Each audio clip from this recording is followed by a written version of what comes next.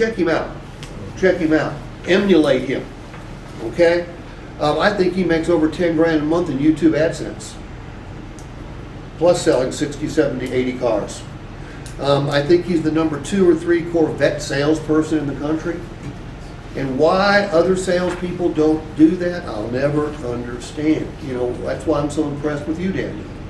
I mean, social media, look, I'm going to guess that, Todd, I'm going to throw out a number. Tell me if I'm even close. You spend $1 million a year on branding. Yeah, that's what I thought. Okay? So, he's branding. Is it important for you guys to brand yourselves? Absolutely. Absolutely. You know, I would think it'd be a wonderful thing if I was working at Jerry Hunt to have someone buy a car, but I would think it'd be more wonderful if they came and bought a car from me. If Rick sells one, I'm happy for Rick, sort of. Yeah. Matt sells one, I'm sort of happy for Matt. But I'm really happy when they buy from me. So I want to brand myself. I had a talk with some of the newer people this morning, and I said, you know, you need to make a lot of money selling cars.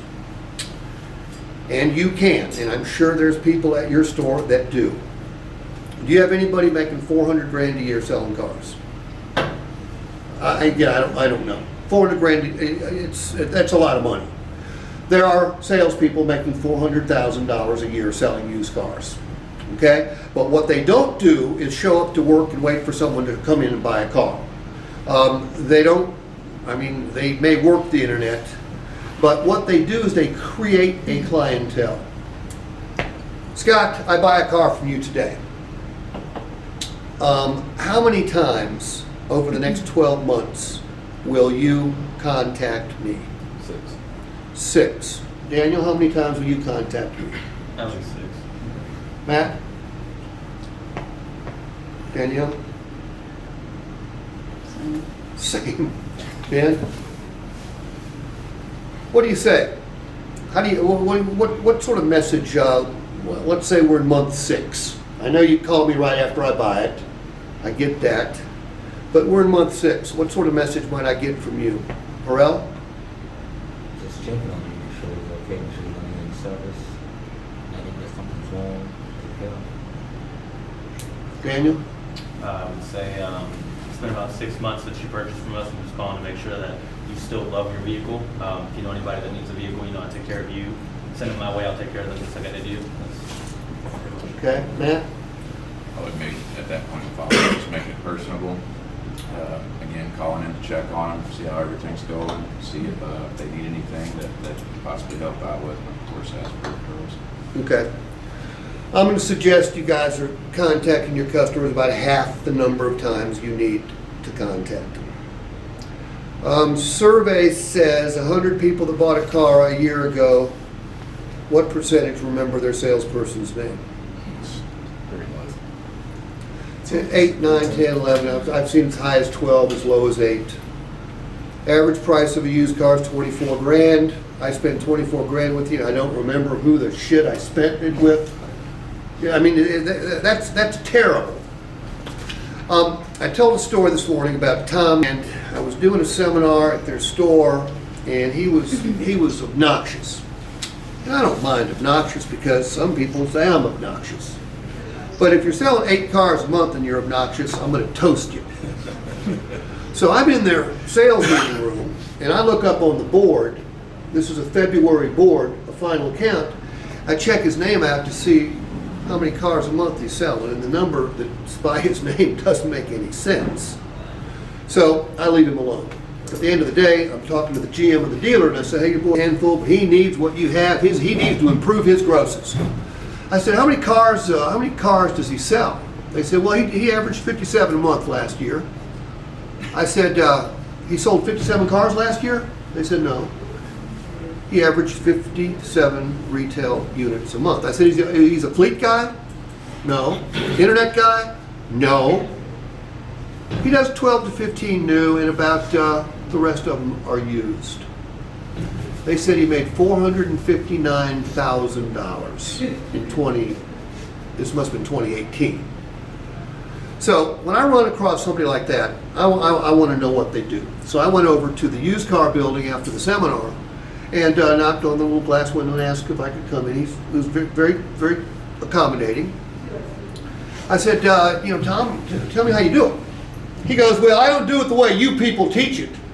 I'm like, oh, geez. I said, I'm a you people now. I said, what do you mean? He goes, well, I tell you what, I guarantee you teach people to ask for referrals, don't you? I said, well, yeah. Referrals are important to growing your business. He goes, let me guess. You're going to ask them at delivery for some referrals. I said, yeah. He goes, you were taught that way, weren't you? I said, yes, I was. He said, let me ask you a question, Steve. How successful is that? I said, it never was. He said, but yet you teach it. I said, yeah. He goes, you're a dumbass. Hey, somebody sell that number of cars, making that money can call me a dumbass. He has earned the right to call me a dumbass. I said, so you don't believe in referrals, Tom? He goes, I get 25 to 30 every single month. I said, I'm confused. He goes, yes, you are. I said, how do you do it? He goes, Steve, I contact my customer base every single month. And I said, Tom, I don't need to be a mathematician to know that you got too many people in your database to contact them, to talk to them every single month. He said, I didn't say I talked to them. I said, I contact them. He said, I will alternate. 1 month I'll send a batch of emails out to half my database, the rest of the other half I'll call. He said, I rarely talk to a customer. I get voicemail most of the time. I said, then do you ask for referrals? He goes, no, I don't, Steve. I offer referrals. I said, I don't understand. He said, Steve, every time someone buys a car from me, he goes, I want you to think about this. They buy a car from me because I had the right car, my dealership had the right car, we had it priced right, and it took 2.5 to 3 hours. He goes, I don't have any sort of relationship with that customer. He said, the relationship doesn't begin until after the sale. He said, if I were to ask them for referrals, number one, he said only 4% of any given population is in the market for a vehicle at any given time. So the chances of them knowing somebody in the market is very slim. Number two, it's annoying and rude. So I wouldn't do that. I said, so you start asking for referrals when you call them and email them? He goes, no, I never ask for a referral. I said, I don't get it. He said, no, you don't. He said, let me demonstrate. He opens up his database, pulls up a name I'll never forget. This will probably be my last thought on earth. Mrs. McGregor. Mrs. McGregor bought a car from Tom, I don't know when. He said, I'm going to call her because I sent her an email last month. I'm going to call her, and if she answers the phone, I'm going to say exactly the same thing I will say if I get her voicemail. So he puts it on speakerphone, and he dials, and sure enough, it goes to voicemail. And this is what this dude does. He said, Miss McGregor, this is Tom. No need to call me back unless there's something I can do for you. I remember you're in the office products business. Make no mistake, I ever come across anybody looking for office products, I'm always going to send them to you. This is, that's it.